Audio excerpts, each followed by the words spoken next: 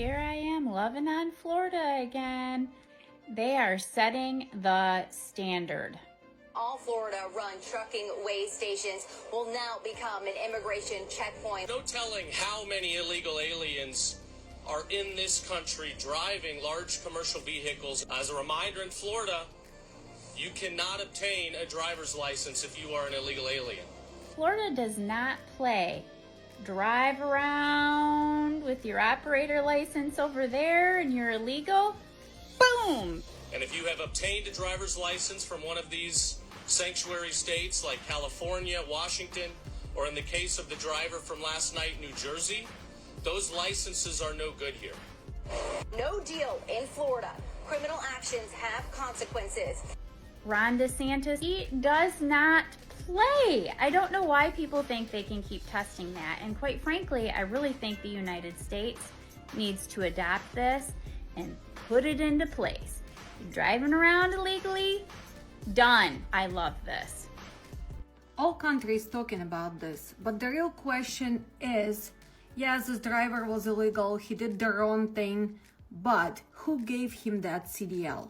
Why don't we go back to California, to Washington, to Minnesota states and actually find who is giving those CDL? Let's talk about the real cause of all of this. Well, we already mentioned the states that were not really doing their job and were giving those CDLs for people who did not speak English, for people who did not have legal paperwork. Second, let's talk about schools. How those schools are getting approved in all the states. Look at 2 weeks school and you're already professional driver. Most of them were teaching in different language for years. I am Ukrainian and I know that some schools were teaching in Ukrainian, Polish, Russian, Uzbek. Is that possible? Well, it's not. So now we are blaming only this guy, but let's be realistic. Let's actually go to the root cause of all of this. FMCSA have been failing with following the regulations and actually punishing the people and officials on all the levels. It doesn't go just back to the driver. It goes to the industry as whole. Look at all of those ELDs that are still existing there. People still fake ELDs. Don't you think the FMCSA knows? Yes, of course they do. And they get slapped on the hand and they go and they change the name and they keep faking that ELD.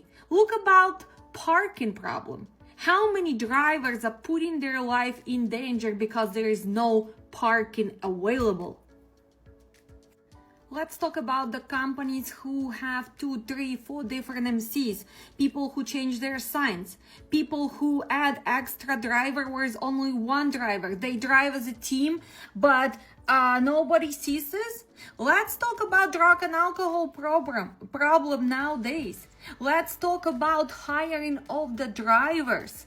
Unfortunately, FMCSA and USDOT departments have to start doing their audits. They really need to start closing MCs that are running illegal operations. And this does not have nationality. This does not have a status. This is a problem of the industry.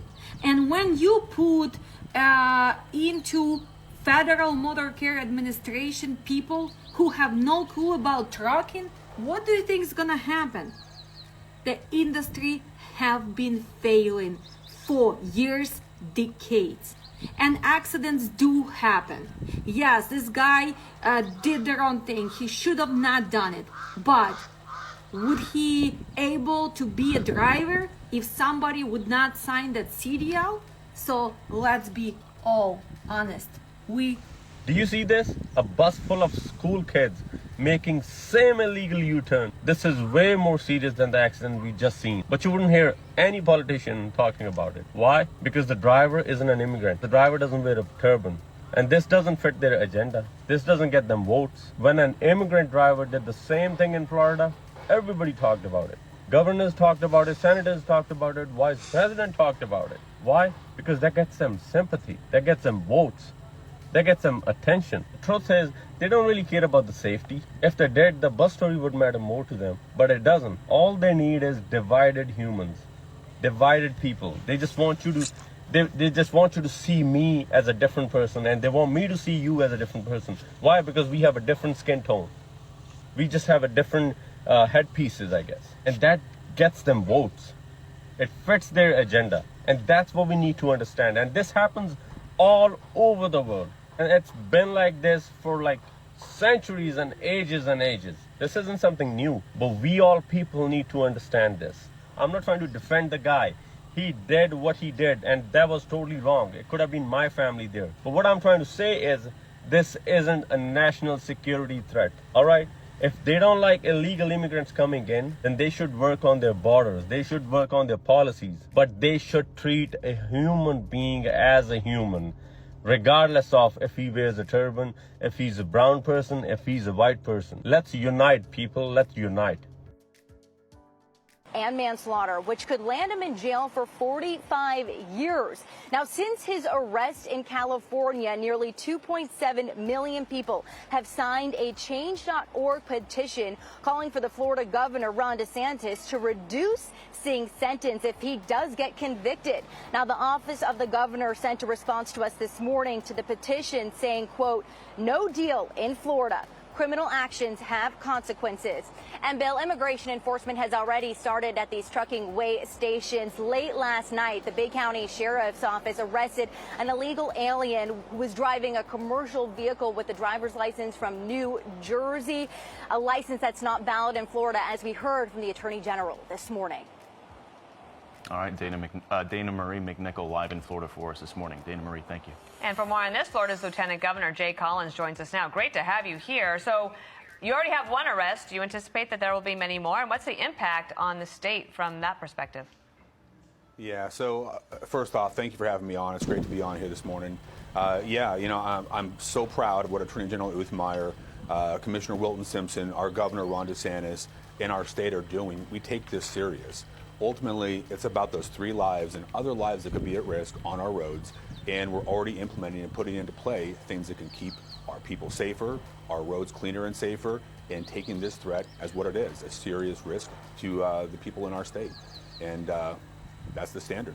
And Lieutenant Governor, we just heard Dana Marie McNichol talking about this. If we can pull up this tweet from your state attorney general out there, James Uthmeyer, he announced that one of the local sheriff's departments out there arrested another illegal alien last night driving a commercial vehicle. Here it is. He says, quote, "Last night, the Bay County Sheriff's Office arrested an illegal alien who was driving a commercial vehicle with a New Jersey driver's license that is not valid in Florida. Roberto Carlos Vergara Cervantes from Ecuador is now on an ICE hold and will be deported." What is your message?